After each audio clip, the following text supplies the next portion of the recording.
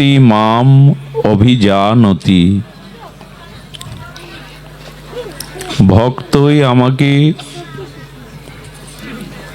স্বরূপত জানতে পারেন।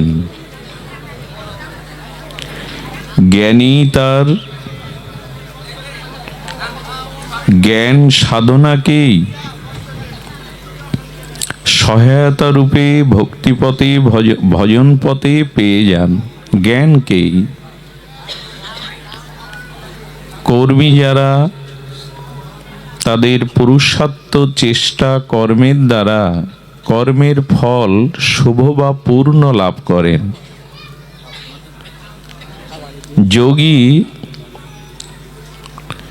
যোগী তার যোগ সাধনায় আত্মা বা পরমাত্মাকে লাভ করেন। একটু শান্ত থাকুন। জ্ঞানী সাধনার পথে জ্ঞান প্রাপ্ত হন। যোগী সাধনার পথে পরমাত্মা বা আত্মাকে প্রাপ্ত হন। সৎ কর্মী পুরুষার্থ কর্মের দ্বারা তিনি পূর্ণ বা শুভ ফল পান। আর ভক্ত ভজনের দ্বারা ভগবানকেই পান। কোনটা শ্রেয়? জ্ঞান পাওয়া, আত্মাকে পাওয়া, না ভগবানকে পাওয়া? যাকে পেলে সব পাওয়াই হয়। কারণ পরমাত্মা বলি, আত্মা বলি, জ্ঞান বলি, শুভ মঙ্গল বলি, সবই তো ভগবানে। এই জন্য জ্ঞানী তার জ্ঞান সাধনার দ্বারা জ্ঞান প্রাপ্ত হন। যোগী যোগ সাধনার দ্বারা পরমাত্মা প্রাপ্তি হন। কর্মী তার সুকর্মের দ্বারা প্রচেষ্টার দ্বারা শুভ বা পূর্ণ অর্জন করেন। কিন্তু একমাত্র ভক্ত ভগবানকেই পান। যং লব্ধা চাপরং লাভং মন্নাতে নাধিকং তত যস্মিন স্থিত ন দুঃখেন গুরুণাল্লোপি বিলসচতে। যাকে পেলে আর পাওয়ার অবশেষ থাকে না, যাকে লাভ করলে আর লাভের প্রাপ্তির ইচ্ছা থাকে না, যাকে জানলে আর জানার কোনো বাকি থাকে না, সেই ভগবানকে একমাত্র ভক্তির দ্বারাই তার স্বরূপকে জানা যায়, তাকে পাওয়া যায়। এই ভক্তি প্রাপ্তির প্রথম লক্ষণ হলো আপনাকে দম্ভ, অভিমান, অহংকার শূন্য হয়ে দৈন্যে আসতে হবে। খুব ধ্যান দিতে হবে। আকাশের বৃষ্টি মেঘমালা থেকে ঝরে কোনো উঁচু ঢিবি বা উঁচু কোনো ঘরের চালে বৃষ্টিটা দাঁড়ায় না। এই বৃষ্টিটা নিম্নগামী হয়ে পতিত হতে হতে যেখানে পুষ্করণী আছে, গর্ত আছে, পুকুর আছে, সেখানে গিয়ে পড়ে। ভক্তি ভগবানের লাদিনী শক্তিবৃত্তি রাধারানী পৃথিবীতে নিক্ষেপ করছেন বৃষ্টির মধ্যে। বৃষ্টির মতো প্রেমময়ী লাদিনী রাধারানী তাকে প্রেম তিনি দান করছেন বৃষ্টির মতো। কিন্তু আমাদের হৃদয়ে সেই নিক্ষেপিত প্রেম কণা আসছে না কেন? বলো, বৃষ্টি তো উঁচু জায়গায় দাঁড়ায় না, বৃষ্টি তো টিনের চালে দাঁড়ায় না, গড়িয়ে গড়িয়ে যেখানে পুষ্করণী পুকুর গর্ত আছে সেখানে যায়। তো রাধারানীর প্রেম বৃষ্টি হচ্ছে, কিন্তু তোমার হৃদয়ে দৈন্যরূপ পাত্র না, এই জন্য প্রেম সেখানে আসছে না, দাঁড়াচ্ছে না।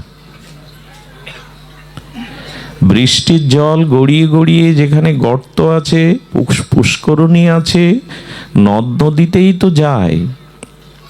তেমন ভক্তি রাধারানী সবাইকে দিতে চান, প্রেমময়ী সবাইকে কৃষ্ণ সেবার প্রেমিক করতে চান। সেই বৃষ্টির প্রেমকণা তিনি বৃষ্টির মতো বরিশন করছেন, কিন্তু আমার হৃদয়ে পাত্র নাই। এই পাত্রটাই হলো দৈন্য, দীনতা, নিজেকে অধম ছোট ভাবা। মহাপ্রভু লীলাচলে আর মহাপ্রভুর গৌরগণের মধ্যে অগ্রগণ্য নামাচার্য হরিদাস ঠাকুর, যিনি মহাপ্রভুর ৩৫ বছর আগে নাম বিতরণের জন্য নামাচার্য রূপে সাক্ষাৎ ব্রহ্মা অবতার হয়ে এসেছিলেন হরিদাস। তিনি দৈন্যের মূরতি, ভগবান শ্রীকৃষ্ণ চৈতন্য প্রেমের মূরতি, প্রেম পুরুষোত্তম, আর দৈন্যের মূরতি ঠাকুর হরিদাস। হরিদাস মহাপ্রভু লীলা চলে গেছেন, এই জন্য হরিদাস আর নবদ্বীপে গৌরমণ্ডলে থাকলেন না। আমার প্রাণ লীলা চলে, আমি এখানে মৃতদেহ নিয়ে কি থাকবো? গৌর তো আমার প্রাণ, ভগবানই ভক্তের প্রাণ। যেমন মিন বা মাছ, তাদের একমাত্র প্রাণ জল, জল থেকে তুলে স্বর্ণ থালে পদ্মপত্রের কোমল পাপড়িতে রাখলে মাছগুলো ছটফট করে মরে যাবে, তাদের আশ্রয় তো জল। তেমনি ভক্তগণের একমাত্র অবলম্বন আশ্রয় হলো শ্রী ভগবানের চরণ, শ্রী ভগবানের দর্শন। এই জন্য মহাপ্রভু লীলাচলে সন্ন্যাস নিয়ে গম্ভীরায় আছেন, লীলাচল আছেন। সচল জগন্নাথ আজ নবদ্বীপে নাই, গৌরমণ্ডলে নাই, তাই হরিদাসও ছুটলেন ভক্তদের সাথে। প্রভু যেখানে, আমারও যেন স্থান হয় সেখানে। হরিদাস ঠাকুর পুরীধামে পৌঁছাবার 10 কিলোমিটার আগে, যেখানে ভক্তগণ জগন্নাথের প্রসাদ নিয়ে যাতায়াত করে, ভক্তগণ যাতায়াত করে, সেখানে দাঁড়িয়ে পড়লেন। এই দেখুন, কারা প্রেম প্রাপ্তির অধিকারী, কারা পাত্র প্রেমের, বিশুদ্ধ ভগবত প্রেমের পাত্র কারা, অধিকারী কারা। হরিদাস ঠাকুর দাঁড়ালে সাতের ভক্তগণ বলছে, ঠাকুর দাঁড়িয়ে গেলে বলো আর যাওয়ার অধিকার যে আমার নেই। বলো 10 কিলোমিটার আগে প্রভু দর্শনে এসেছো, লীলাচলে এসেছো, লীলাচলে তোমার অধিকার নেই? বলো না, আমি হীন, আমি পামর, আমি অস্পৃশ্য। আমার এই দেহের বাতাস যদি জগন্নাথের ভক্তগণের গায়ে লাগে, মহাপ্রভুর প্রিয়জনের গায়ে লাগে, আমি অপবিত্র কারণ হয়ে দাঁড়াবো। আমি হীন, পাপর, অধম কর্মে রত, আমার যাওয়ার অধিকার নেই। 10 কিলোমিটার আগে দাঁড়িয়ে গেছেন। ইনি ব্রহ্মা, ইনি জীবকে শিক্ষা দিতে এসেছিলেন যে প্রেম প্রাপ্তি কি করে পাওয়া যায়।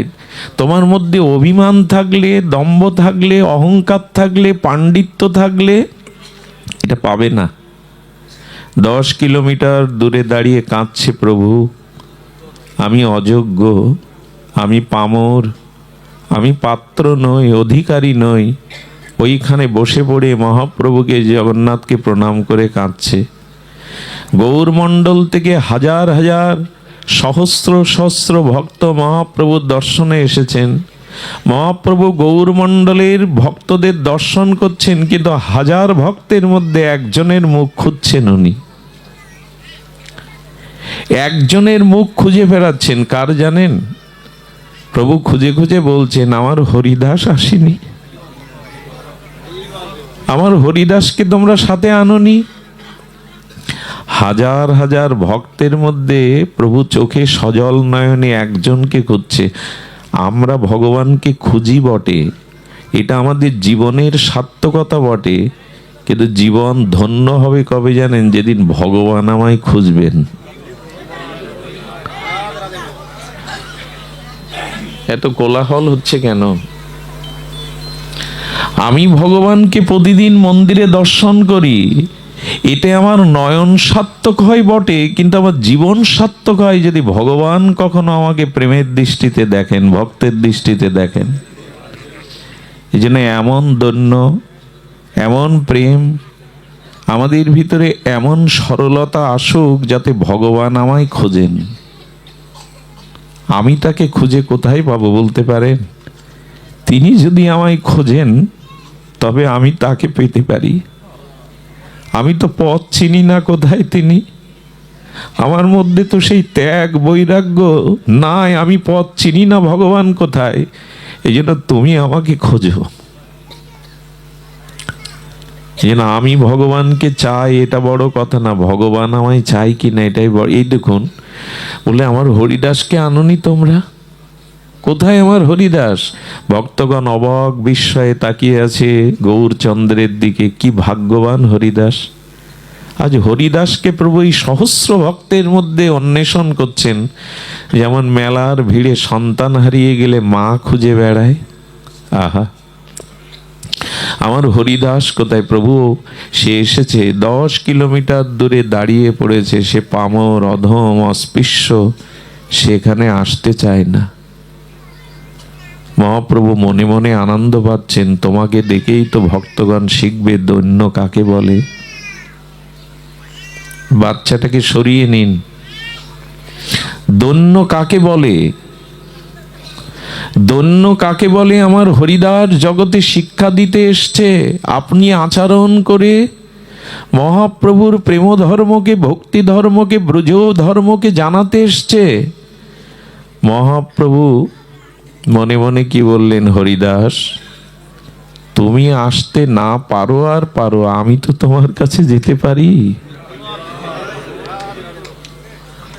কিছু মানুষ আছে মনে করে ভগবানের বা মন্দিরের সামনে দাঁড়ালে ভগবান আমায় বেশি কৃপা করবে, কিন্তু ভগবানের দৃষ্টি এত সংকীর্ণ না। এই অনুষ্ঠানে সবার পেছনে যিনি দাঁড়িয়ে আছেন, দাঁড়িয়ে দাঁড়িয়ে হরিকথা শুনছেন, হয়তো তার দিকেই ভগবানের দৃষ্টি আগে যাবে। এরকম না যে সামনে দাঁড়ালেই ভগবান আমাকে দেখবে, তার দৃষ্টি এত সংকীর্ণ না।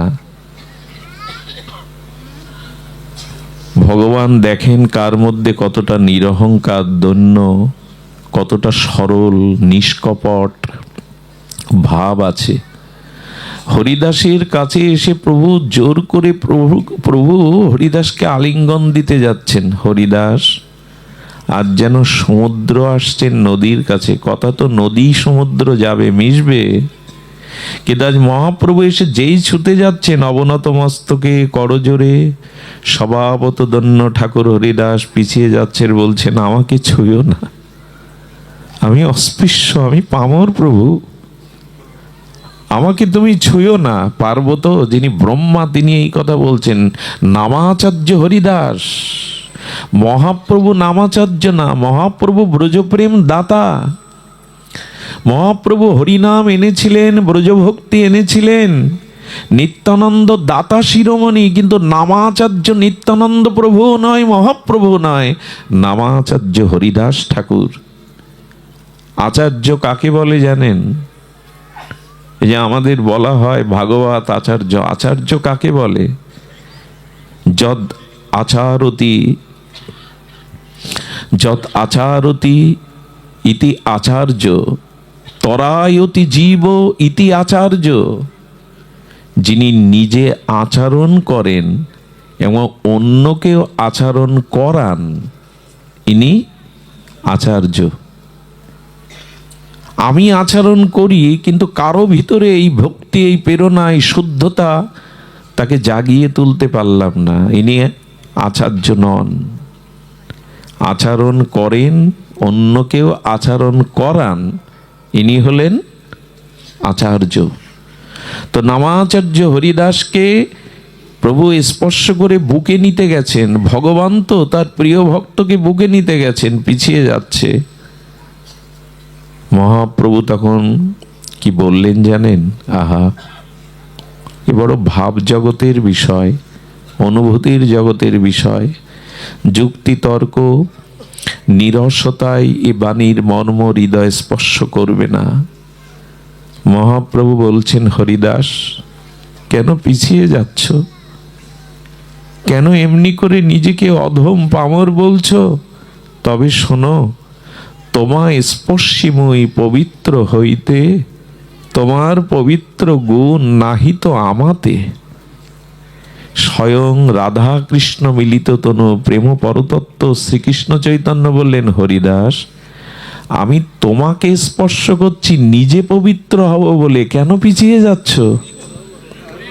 আহা, স্বয়ং রাধা কৃষ্ণ মিলিত তনু, সর্ব অবতার ও সার শিরোমণি, প্রেম পরতত্ত্ব সীমা, তিনি বলছেন তোমায় স্পর্শী মই পবিত্র হইতে, তোমার পবিত্র গুণ নাহি তো আমাতে। আমরা মহাপ্রভুর কাছে একটা প্রশ্ন করি তো, চলুন আমরা মহাপ্রভুকে জিজ্ঞাসা করি, প্রভু তুমি সচ্চিদ আনন্দময়, তুমি রাধা কৃষ্ণ মিলিত প্রেম পরতত্ত্ব, তোমাতে অপবিত্রতা কি আছে যে তুমি পবিত্র হবে? প্রশ্ন আসে না, ভগবানে অপবিত্রতা থাকে? আর গৌর হরিতে তা থাকা সম্ভব?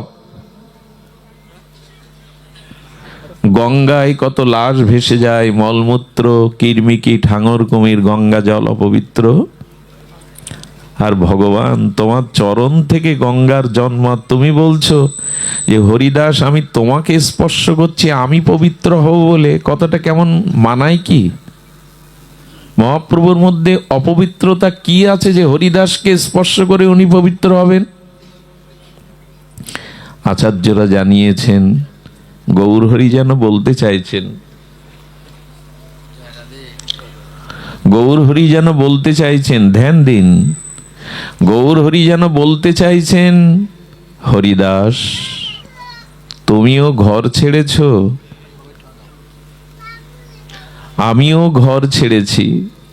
খুব ধ্যান দিয়ে শুনুন, আমি কেশব ভারতীর কাছে সন্ন্যাস নিয়ে শ্রীকৃষ্ণ চৈতন্য নামধারী হয়েছি। হরিদাস এই দেখো আমার গায়ে গেরুয়া বসন, কিন্তু তুমি জন্ম থেকেই সন্ন্যাসী, তোমার পিতা নাই, মাতা নাই, ঘর নাই, এই জগতে তোমার কিছুই নাই। তুমি আমার থেকে বহু পূর্বে ত্যাগ বৈরাগ্য নিয়েছ, কিন্তু সন্ন্যাসের কোনো অভিমান তোমার নাই।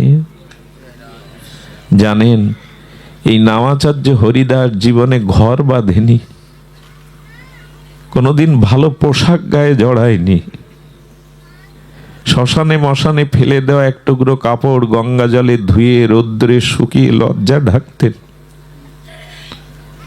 পুরীতে যতদিন ছিলেন এটা বকুল বৃক্ষের তলে, সিদ্ধ বকুলের তলে, তাও এটা মহাপ্রভু রোপণ করেছিলেন। জগন্নাথের প্রসাদী দন্তকাষ্ঠ বালুতে পুঁতে বলেছিলেন, আমার হরিদাস আসবে, সে ঘর বাঁধবে না, 3 লক্ষ নাম নিষ্ঠার সহিত করে। হে বকুল বৃক্ষ, তুমি পল্লবিত হয়ে তাকে ছায়া দিও, বৃষ্টি রোদ হতে তাকে রক্ষা করো। সেই বকুল কাষ্ঠের, জগন্নাথের প্রসাদী দন্তকাষ্ঠটা বকুল বৃক্ষ হয়ে আজ 600 বছর ধরে, প্রায় 600 বছর ধরে সেই বকুল বৃক্ষটা এখনো আছে, নাম সিদ্ধ বকুল। যদি পুরীতে যান একবার দেখে আসবেন, ওর ভেতরে কোনো কাঠ নেই, কিন্তু বৃক্ষটা বেঁচে আছে। কিছু বছর আগে পুরীতে প্রলয়ঙ্কারী ঝড় হয়, কত অট্টালিকার ছাদ উড়ে গেছে, কত কি স্তম্ভ উড়ে গেছে, কিন্তু সিদ্ধ বকুল আজও আছে। এটা মহাপ্রভুর হাতে লাগানো। আমার ভক্ত আসবে, তাকে ছায়া দিও, রোদ বৃষ্টি ঝড় থেকে তাকে রক্ষা করো। তো হরিদাসকে বলছে, তোমার যে দৈন্য আছে আমার মধ্যে এই দৈন্য নাই, এই জন্য তোমাকে স্পর্শ করে যেন তোমার মতো দৈন্য আমার হয়। এই দৈন্য না থাকাটা, নিরভিমান না হওয়াটা অসুচি। অসুচি মানে এদের ওকে ছোঁয়া না। আমার ভিতরে দম্ভ আছে, আমি পণ্ডিত, আমি জ্ঞানী, আমি ভক্ত, আমি মানি, আমি ধনী, এগুলো মানুষকে অস্পৃশ্য করে দেয়। এইগুলোই হলো অসুচির কারণ। কোন জাতিতে এসেছেন, কি পোশাক পরেছেন, এগুলো অসুচির কারণ না। মনে মনে দম্ভ, অভিমান, বংশের অহংকার, বিদ্যার অহংকার, এইগুলি হলো অসুচিতা। তো হরিদাসকে বলছেন, তোমার স্পর্শে মই পবিত্র হইতে। হরিদাস তুমি জানো না তুমি কে? ক্ষণে ক্ষণে করো তুমি। বেলুন নিয়ে খেলাচ্ছেন কেন বাচ্চাদের? ওখানে ভাগবতটাই নষ্ট হয়ে যাবে, ওখানে নিয়ে যান। জয় রাধে। সুধীজন, অনেক দূর থেকে এসেছি, 5 ঘন্টার পথ, বড় ক্লান্ত শ্রান্ত। একটু তো আশা করতে পারি ভাগবত কথার সুপরিবেশ, এইটুকু তো ভিক্ষা চাইতে পারি আপনাদের কাছে, একটু পরিবেশ দান করুন। হরিকথা প্রকাশ হয়, হরিকথা বলা যায় না, কৃপা করুন। সুধীজন, ক্ষণে ক্ষণে করো তুমি সর্বতীর্থে স্নান। হরিদাস ঠাকুর তীর্থ থেকে তীর্থন্তরে পরিক্রমায় কোনোদিন যায়নি, অথচ মহাপ্রভু বলছেন ক্ষণে ক্ষণে করো তুমি সর্বতীর্থে স্নান।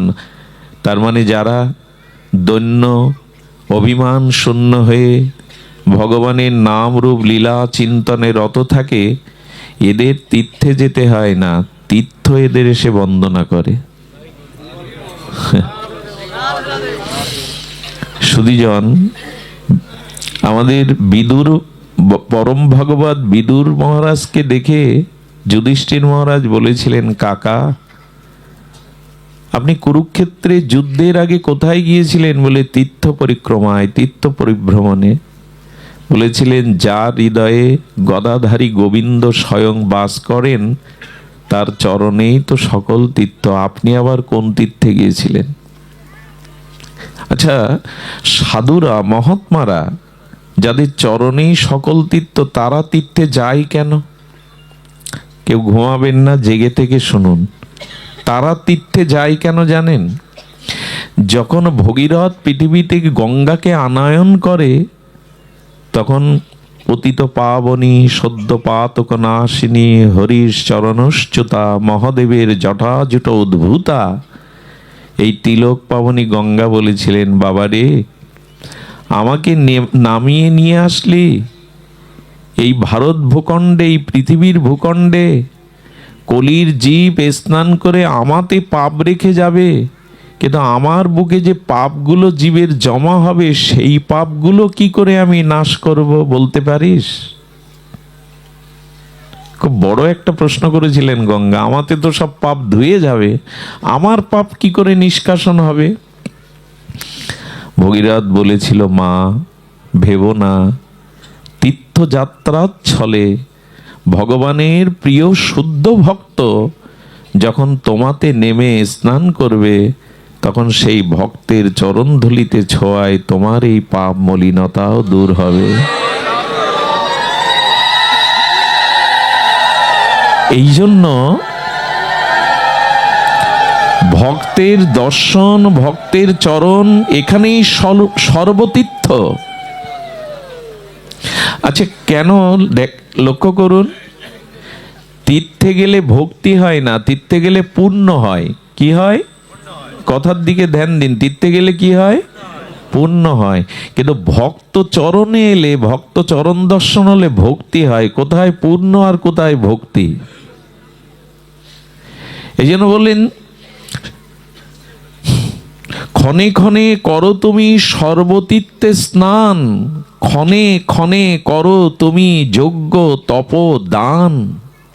মহাপ্রভুর নিজ মুখের বাণী। হরিদাস, তোমার চরণেই সকল তীর্থ, আর তুমি ক্ষণে ক্ষণে, যারা ভগবানের প্রিয় ভক্ত, যারা ভক্তি ধর্মকে আশ্রয় করে, গৌর চরণকে আশ্রয় করে ভগবানের দিব্য নাম রূপ লীলায় যাদের হৃদয় প্রবাহবান গঙ্গার মতোই ভক্তিস্রোত বইছে, তারা ক্ষণে ক্ষণে কি করে? যজ্ঞ তপ দান। এক কৃষ্ণ নামের সমান কিছু হতে পারে না। অপরাধ নেবেন না, খুব সতর্ক হয়ে শুনুন। 10,000 অশ্বমেধ যজ্ঞ করলে যে ফল হয়, এক কৃষ্ণ নামে সেই ফল হয়, এই ব্যাখ্যা যদি কোনো পাঠক দেয়, তিনি নামের চরণে অপরাধী হয়ে যাবেন। অশ্বমেধ যজ্ঞ রঘুপতি রামচন্দ্র করতে পেরেছিলেন, আর কেউ? ওটা পাড়ার পৃথিবী জয় করতে হবে। সেই 10,000 অশ্বমেধ যজ্ঞ করলে যে ফল হয়, এক কৃষ্ণ নামে সেই ফল, এই ব্যাখ্যাও যদি কোনো বক্তা দিয়ে দেয়, সে নামের চরণে অপরাধী হবে। কারণ 10,000 অশ্বমেধ যজ্ঞের থেকে অনন্ত অনন্ত সীমাহীন অনন্ত ফল হলো ভগবানের নামে। সুমেরু পর্বত হলো পৃথিবীর সর্বোত্তম শৃঙ্গ। এই সুমেরু পর্বতের সমান যদি কেউ স্বর্ণ দান করে, সূর্য গ্রহণকালে যদি কোটি কোটি দুগ্ধবতী শালিনী গাভীকেও দান করে, তবু এক কৃষ্ণ নামের সমান করা যাবে না। সেই নাম যারা ভগবানের আশ্রয় করে, সেই নামকে যারা নিত্য নিরন্তর স্মরণ মনন কীর্তন করেন, বলেন তারা সর্বক্ষণ যোগ্যতম দান করেন। মহাপ্রভুর মুখের বাণী। আর সারাক্ষণ করো তুমি চারিবেদ অধ্যয়ন। হরিদাস ঠাকুর স্কুলেই যায়নি, জগতের কোনো বিদ্যা শিক্ষার মতো তার সুযোগ আসেনি, কিন্তু মহাপ্রভু বলছেন সারাক্ষণ করো তুমি চারিবেদ অধ্যয়ন। যদি প্রশ্ন করি, প্রভু হরিদাস তো বেদ পাঠ করেনি, সে ভজন করতে গিয়ে জীবনের নানান পরীক্ষায় মহাপ্রভু বললেন যারা নিষ্কিঞ্চন, নিষ্কপট, সরল, ভগবৎ প্রেমিক, ভক্তিযুক্ত ভক্ত, বললেন যে চারি বেদ স্বরদর্শন, সেই যে মহিমা বা তত্ত্ব তার মধ্যে আপনিই প্রকাশ হয়ে পড়ে। কি করে বোঝাই বলুন তো কথাটা? মহাপ্রভুর প্রিয় ভক্ত আচার্যগণ বলেছেন, চারিবেদ স্বরদর্শন পড়িয়াছে যে জন, সে যদি গৌরাঙ্গ নাহি ভজে, বৃথা তার অধ্যয়ন লোচন বিহীন জন, অন্ধের দর্পণ কিবা কাজে। আপনি বেদ, বেদান্ত, উপনিষদ, শাস্ত্র, নিখিল শাস্ত্রে যদি আপনার প্রজ্ঞা থাকে, ব্যুৎপত্তিগত জ্ঞান অর্জন করেন, অথচ হরিচরণে যদি প্রেম ভক্তি না হয়, তবে অন্ধের সামনে দর্পণ রাখার মতোই তা নিষ্ফল হবে। আচ্ছা, অন্ধ জন্মান্ধ ব্যক্তির সামনে দর্পণ রেখে কোনো সার্থকতা আছে কি? যে জন্মান্ধ তার সামনে দর্পণ রাখলেও বা কি? তেমনি তুমি বেদ জানো, তুমি বড় পণ্ডিত, তুমি নিখিল শাস্ত্রে পারঙ্গম, কিন্তু হরিচরণে তোমার ভক্তি হলো না, হরিচরণে ভজন হলো না, বললেন অন্ধের দর্পণের মতো সেই শাস্ত্র জ্ঞান বৃথা। ভজন হলো না, অনুরাগ হলো না, প্রীতি হলো না। শাস্ত্র পড়ে পণ্ডিত হওয়া যায়, ভক্ত হওয়া যায় না। ভক্ত হওয়া এক জিনিস, আর পণ্ডিত হওয়া আর এক জিনিস। তবে এই নয়, এ কথায় কেউ আঘাত পাবেন না, শাস্ত্রও জানা দরকার, কিন্তু কতটুকু দরকার? ওই দৈন্য, ওই প্রেমটা যাতে আসে, শাস্ত্র নিয়ে পাণ্ডিত্য ফলিয়ে দেশ জয় করে সুনাম অর্জন করব, এই অর্থে যেন কেউ শাস্ত্র পাঠ না করে। প্রভু, শাস্ত্রর জ্ঞানটুকু নিগড়ে যেন তোমার চরণে প্রেম ভক্তি দিতে পারি। শাস্ত্র পাঠ করে পণ্ডিত হওয়ার জন্য নয়, দেশ দশের কাছে আমি বড় বক্তা, এই আশায় শাস্ত্র পাঠ করো না, তাহলে অন্ধ হয়ে যাবে আর তোমার কাছে শাস্ত্র দর্পণের মতো হয়ে যাবে। খুব সতর্ক, পাণ্ডিত্য ফলানোর জায়গা ভাগবত না। আমি বড় পণ্ডিত, আমি বড় ব্যাখ্যাতা, এগুলি ভাগবতের ধর্ম না। হরিদাস ঠাকুরকে বলছেন যে সারাক্ষণ করো তুমি চারিবেদ অধ্যয়ন, দ্বিজন্যাসী হইতে তুমি পরম পাবন। দ্বিজ মানে ব্রাহ্মণ শ্রেষ্ঠ যিনি, ন্যাসী মানে সন্ন্যাসী, তুমি তার থেকেও পরম পাবন হরিদাস। শুধু একটা গুণ, আর কোনো গুণ না। হরিদাসের দৈন্য ছিল, দীনতা ছিল, আর সর্বদা নামকে আশ্রয় করতেন। সুধীমণ্ডলী, এই দৈন্যটা কেন বললাম? আজকের দিনে এই কাল কবলিত সময়ে আমাদের দৈন্যের বড় অভাব। আজকে যারা 3 দিন ব্যাপী এই হরিকথা 6 দিনের অনুষ্ঠান, আজ তৃতীয় দিবস, ভাগবত বিশ্রাম দিবস, আপনাদের একটা কথা বলি, ভগবানের পেছনে আমরা দৌড়াচ্ছি, ছুটছি, তীর্থ থেকে তীর্থন্তরে, ব্রত থেকে ব্রতান্তরে, পূজা থেকে পূজান্তরে, ভাগবত থেকে ভাগবান্তরে, এক বক্তা হতে আর এক বক্তা। এখন ভগবান আপনার কাছে কি চাইছে তাকে একবার জিজ্ঞাসা করেছেন? তুমি কি চাও আমার কাছে? ভগবান আপনার কাছে কি চাইছে, এটা কি মনের কাছে জিজ্ঞাসা করেছেন? আর কি দিলে ভগবানের, আমি ভগবানকে আমার করতে পারবো, তিনি আমার হবেন? কি দিলে? 2-10টা মন্দির